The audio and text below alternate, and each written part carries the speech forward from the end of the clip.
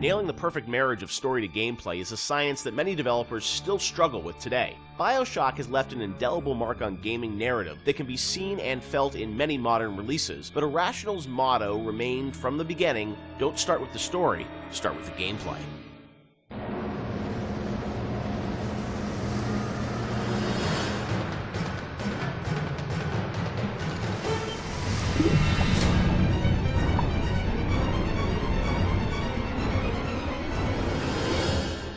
A lot of fans probably wonder about the process you go through in writing the story and the design for a game like BioShock. You've talked about how it evolves over time and what eventually ships is very different than your initial vision.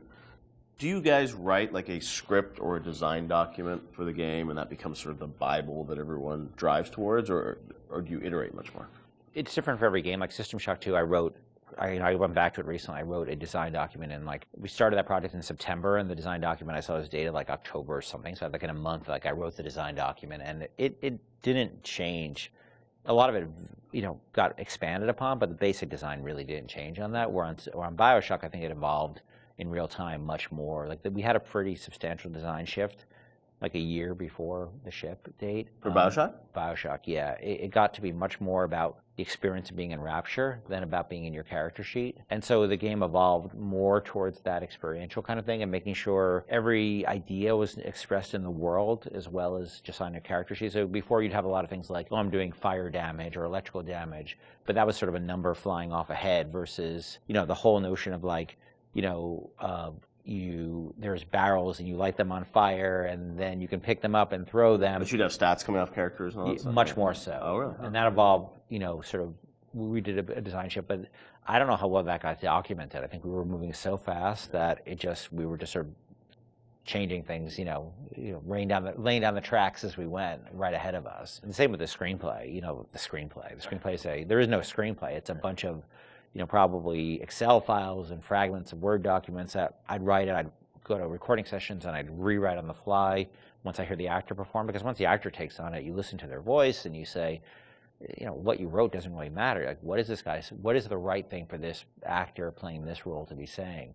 So I tend to do a lot of rewriting in the session. And then you have a bug late at night where somebody says, oh, this doesn't make any sense. And you're like, oh God, and you have to write a new audio log and try to get the actor back in. Or you figure out, what's the best way to get this idea across? Yeah. And is it an audio log? Is it a poster on the wall? Is it a piece of text that pops up on the screen? That's always depending on how much time you have and what actor availability is. So, the plans sort of fall apart. I think we've worked on that a bunch since on the new project we're working on, where we are trying to document things a lot better and keep things a lot more logical, but the train was running so fast on BioShock that we just sort of... early on, we got the Andrew Ryan scene in, like we'd said before, and that was kind of like the keystone. We're going to put a lot of work into this, so this can't change. Everything that happens before or after that don't really involve a lot of departments working together to make a scene, those things are very malleable, and if you need to change audio logs to represent a story, if you need to add lines or take away lines, that's very doable. And I think for a while we even had text-to-speech. We even did that, I remember for Infinite with Booker and Elizabeth and all their dialogue, and that really didn't work very well because you'd have these dramatic scenes and it'd be like, Elizabeth, we need to go to Comstock, and it just... Yeah. It almost had no value as far as I was concerned.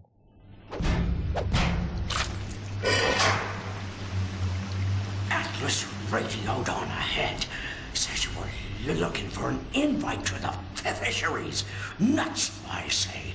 But if your heads up to the Wharf Master's office and find old Peach on research camera, maybe I could manage an invite. Ken has so much of, these games in his head, and you're sort of, you can keep it all straight or try to with all the different things and changes. But from the team perspective, Sean, because this is evolving and Ken's thinking in his head about how this all ties together, how does the team sort of keep up with, what the whole game is going to look like? There's a lot of specifics that can change. For instance, Atlas used to have a Southern drawl. Right. And then we recast to the Irish. And we actually cast an actor, wrote the lines, did the whole thing, and realized that people hated that character and distrusted him from the first start. So we had to rewrite him, recast him, redo everything. Yeah. From a team perspective, you kind of get a sense on which things are going to be really volatile and that you probably want to push off till later, because if you work on it now, it might change. Larger themes don't tend to change too much, meaning we knew we were in Rapture, we knew we had Big Daddies, we knew we had Little Sisters, we knew we had Splicers, we knew what the arc of the story was about Jack coming into Rapture, and the specifics of this radiolog versus that radiolog didn't really affect anyone outside the audio team at that time, because we could still build the environment. We still knew what the environment was. We still knew what the animations were. There are areas you learn just by working in the same space for a while that this scene, I'm not touching this yet because I know that it's going to get changed a lot. I think these themes are pretty nailed down, so I'm going to focus the team on getting these things done. I won't leave you twisting in the wind.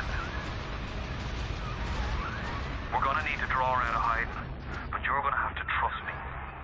The audio logs were, a great part of the game, and something that if you're a true fan, people really go in and listen to those and piece that all together. But I imagine there's a lot of work that goes into deciding, well, this is better for an audio log versus game dialogue, and there's the act of sort of cutting back and sort of saying, we need to be clear about what the narrative is for the game. What was that process like? The audio logs, were there things you added at the end, or were those, ideas that you had for the game, but then said, hey, maybe we'd demote these a little bit and make them audio logs? As Sean was saying, there's sort of a hierarchy of expense that you have to face, and so any ideas you have to get across, especially as you start playing the game, you realize, well, this doesn't make sense, that doesn't make sense. You have to figure out how you can introduce that idea. And generally, as the train is moving, you try to think of cheaper and cheaper ways to get those ideas across. It's less important, it goes to an audio log. If it's less important, it goes to a poster on the wall. Well, there's also characters that you can bring in that have audio logs that aren't. Atlas, Tenenbaum, those are your big ones. You can bring in somebody to do a short, a few different audio logs. It's a character that some players may not even find, but right. It adds a little bit of depth to Rapture. And it also, usually each character generally is about a certain idea, and we don't just sort of come up with characters, we have an idea problem that we need to solve, and so let's introduce a character who's this guy, and he will be the guy who sort of shepherds you through that idea. Julie, my dear, I am trying to run a business here. You want to spend time with my honeybees? Well, I'm going to have to start charging you for the pleasure. If I come out one more time and find you lolling out there amongst my hives, I'm grabbing my shotgun. As to your question, yes, my days in beekeeping school are a blur. But I do seem to remember something about that enzyme you keep blabbing on about. So as you're going through the game and, writing things, rewriting things, were there things with the original BioShock that you've always been surprised that more people didn't pick up on, or was there something that, a connection to a character you thought was really going to resonate with people which, didn't? Anything like that? No, it's the opposite. I was amazed, I don't know how you felt, but I was amazed how many people connected to the Would You Kindly stuff. Because I think it was when I wrote that speech, I don't think anybody on the team was like, oh my God, this is really this or that. And I don't think I really had any sense that people were going to connect to it. I think we ended up sort of over time finding more ways to support the notion throughout the game. Yep. And I don't think I really, until I heard Pat put together the revelation moment, where it's where you had all the bits that Atlas had said to you in the past building up, and then there was a visual that went along with that. That's when I realized it was going to be a really powerful moment. But even so, I still did I think people were really going to connect to it or really even understand it? Because it's pretty out there. And that it was meta commentary, too. I think that completely, I think I thought oh, it's kind of meta, cool. But people connected to it in a much bigger way. Yeah, the choice and age and everything, and also just, being able to kind of roll back and think of all those other moments throughout the game. And so, a great revelation like that, they're few and far between in games where you sort of then you want to play it again, you're just oh wow, really, that does all make sense, right? Yeah, I think as a team, we were definitely proud of what we had done. But up till that point, SWAT 4 was the biggest game that we worked on, and we had no expectation of that anybody would pick this up. Or even BioShock cosplay. I remember the first cosplay I saw with the guy in the Big Daddy suit, and his little daughter was in the kitchen cabinet. I think that was the first one I saw. I was like, whoa, people know this stuff, that's insane. Yeah, people were building these outfits, and that only expanded with Infinite. I mean, that sort of went crazy with Infinite, with people cosplaying Elizabeth and Luteces and Booker. It meant a lot to people, and I don't think that's something we ever saw coming, and we're deeply grateful for it, because it's one thing to make a game and get good reviews and stuff like that. It's another thing to have things that people are having their weddings themed around it, and their tattoos and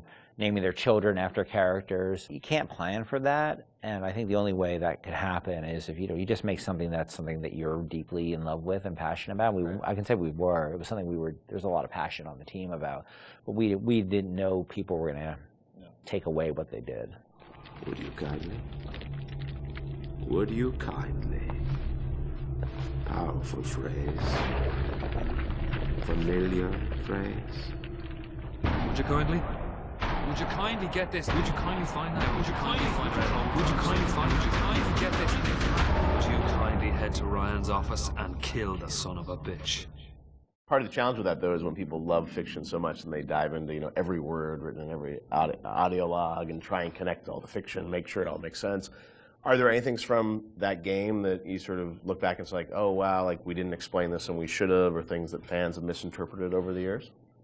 There are things we think that we did that should have or shouldn't have been in the game. Like I was never a fan of having two endings, and I think that's what the publisher was asking you to sort of have a. That was the one thing that 2K, and they were very hands off. That was the one thing they insisted on, and it's not something I really thought was a good idea, because they're still limited, even though they're multiple. They're still limited, and so that was something that we ended up doing. One of the endings was far better than the other one. I mean, there's no. It's clear that I was much more interested in the happier ending with the little sisters than I was with the nuclear submarine ending. I'm sure part of it was the idea that if this game is, if you're making a choice throughout it, I'm sure when some people are like, oh well, then it has to be a payoff, right? Right. Except the game was really about lack of choice. About not being a choice. So that always struck me as a tension that was weird. But look, at the end of the day, they were putting up a lot of money, and so I can't really complain. They weren't dictatorial at all during the development. So that was the one thing. But that's a game that I wouldn't have put the boss battle in, the final boss battle. Like we seem to end up doing that over and over and over again. Every time we start a project, I'm like, I'm never going to do that again. We're never going to do that again, and we end up doing it. Right. We're not good at boss battles, and that you're fighting that guy, and look, this is the naked dude. It just doesn't work. Totally makes sense. And it works really pretty well up till then, but then it doesn't. It just doesn't work. That boss battle's silly.